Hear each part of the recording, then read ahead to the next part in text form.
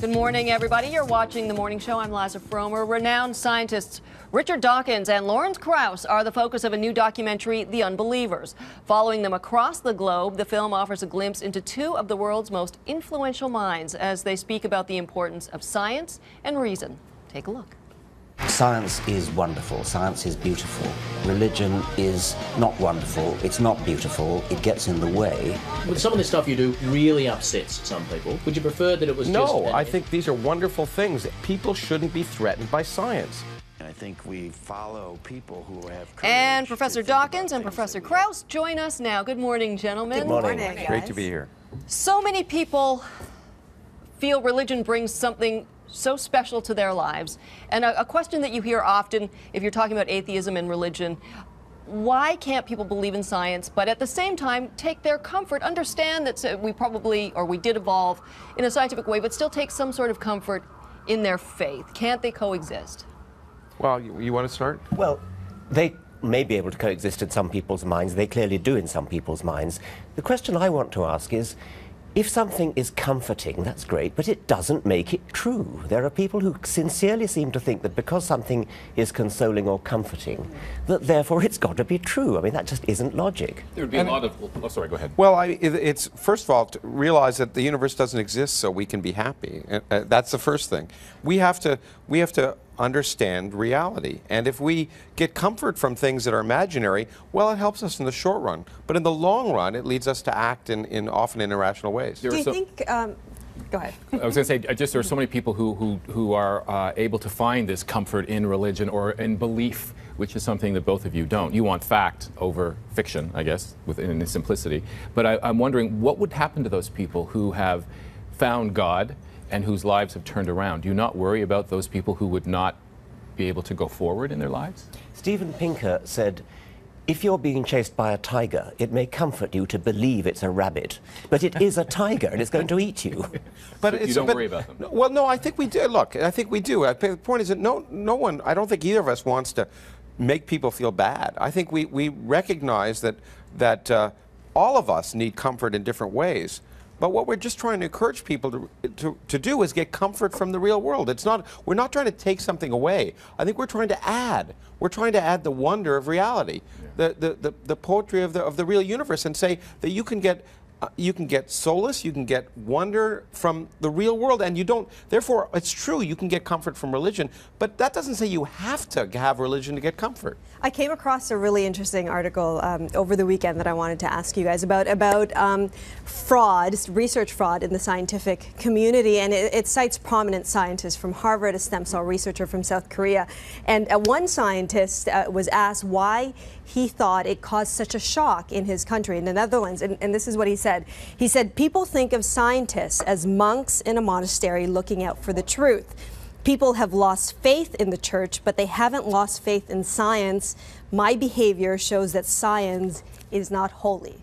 And I wondered how you would react to that comment. Do you think science is holy? No. I mean, scientists are, of course, human.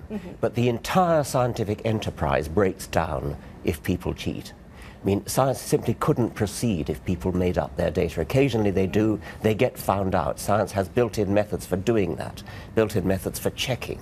And so science has its own immune system against that kind of thing. It's part of science to do that, unlike almost any other field you could think of. And the key thing about science is there are no scientific authorities. That's what's really important. There's no one whose infallible.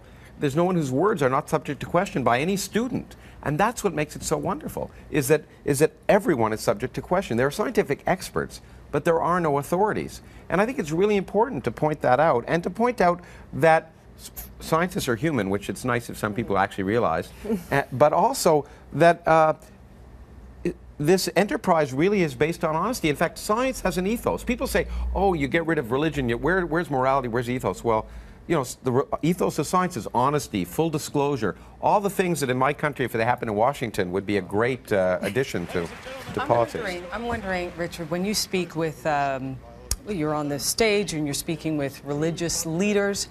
Are you thinking that you need to really mince your words or choose your words carefully? Because sometimes they're so emotional.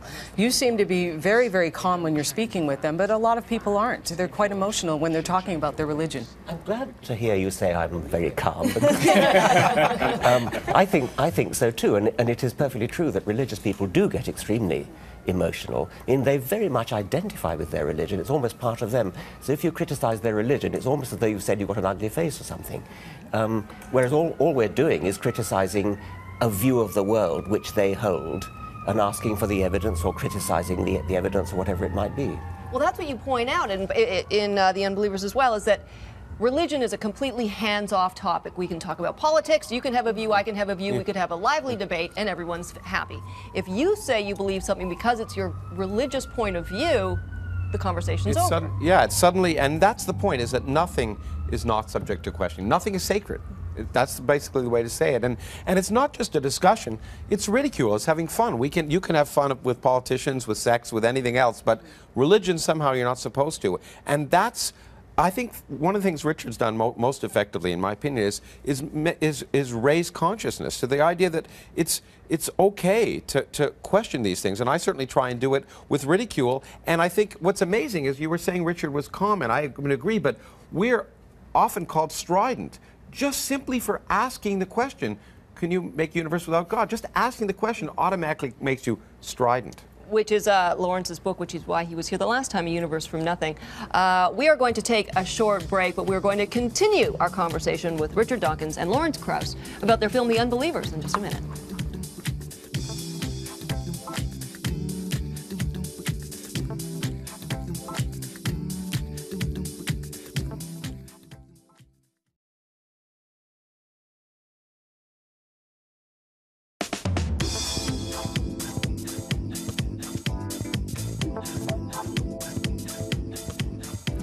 Good morning, everybody. Professor Richard Dawkins and Professor Lawrence Krauss are here.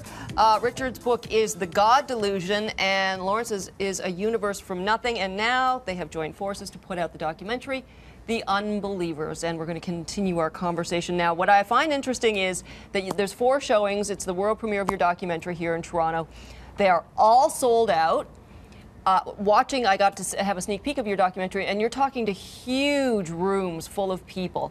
There was the huge gathering in Washington, and of 30,000 people, was it? 30,000 people. 30,000 people. Not covered by any major media network. It was a gathering essentially of atheists. But my point being, do you feel like there's a need or a growing desire to talk about atheism? Well, I think, yeah, and I happen to think Richard's played a large role in that too. There's a growing, in fact, much of this hateful talk that you hear is the death throes. In the West, interest in religion is going down, no matter what people say, and more people are coming to realize that they can think for themselves. You know, it's interesting. You have an out campaign, Richard, where you want atheists to come out.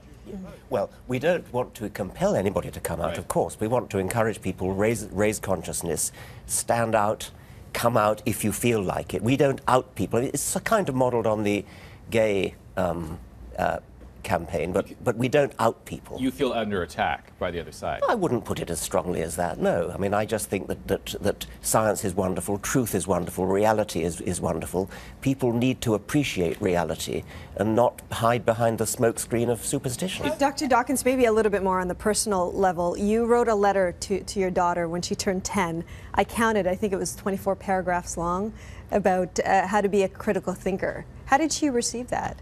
Oh, very well. And I reprinted the letter in a book called A Devil's Chaplain, and I dedicated it to her on her 18th birthday. It's not an anti-religion letter. It's a pro-critical thinking letter. It's inviting her to think for herself. She didn't say, oh, can my dad just not give me a regular birthday card? Come on. That's a pretty special birthday card. Of course, But, you yeah, had exactly. that too. Another point that I wanted to get to, your book, Lawrence, A Universe from Nothing, that's another point that people make. This world, this universe cannot have come from worms or fish crawling out of the ocean. How can it be? It's so magnificent. There had to be a greater hand. Well, you know, the point is that, and we were just talking about this beforehand, a lot of what we've learned about science tells us that our quote-unquote common sense is just wrong.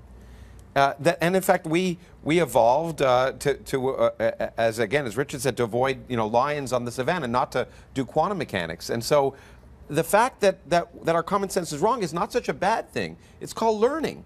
It's really the fact that we have to change our minds shouldn't be a threat. It's a wonderful thing to force your beliefs to conform to the evidence of reality. And it is strange and amazing that it's possible that a universe could come from nothing. It's strange and amazing that the entire diversity of life could come from a single progenitor. But those are worth celebrating. It's not worth being threatened by.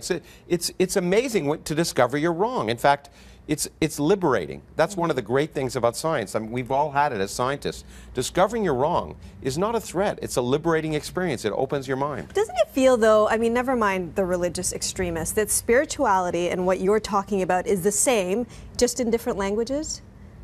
Well, one is right. So, you can use the word spirituality for the kind of things that we do or that Carl Sagan does, but people are all too ready to confuse that with supernaturalism, and that's definitely wrong. What you need is the kind of emotional response to the universe, which you could call spiritual if you like. But it's real, and science is the way to study it as reality. Don't get suckered into thinking there's something supernatural and mysterious about it. That supernatural aspect, that spiritual aspect, I should say, is really important. I mean, because again, one of the attacks on us and on science is somehow takes the awe and wonder and spiritual fulfillment. But the spiritual fulfillment is greater. The universe is much more interesting than the myths and superstitions created by Iron Age peasants who didn't even know the Earth orbited the sun. And it will get even more interesting with the science of the future. Science is not finished, it's going on. Well, we knew even if we dedicated both big blocks of our show, we wouldn't even begin to scratch the surface, but we're out of time. Thank you so much, gentlemen, for being here. Richard Dawkins and Lawrence Krauss. And the film is called The Unbelievers. It has its world premiere at Hot Docs tonight. There will be 4 showings. You guys will be at tonight's showing? Yes. All right, and there are, even though they're sold out, there are some rush tickets available. It's been our pleasure. It's great to be back. Thank you, gentlemen. Thank you so much. Anytime.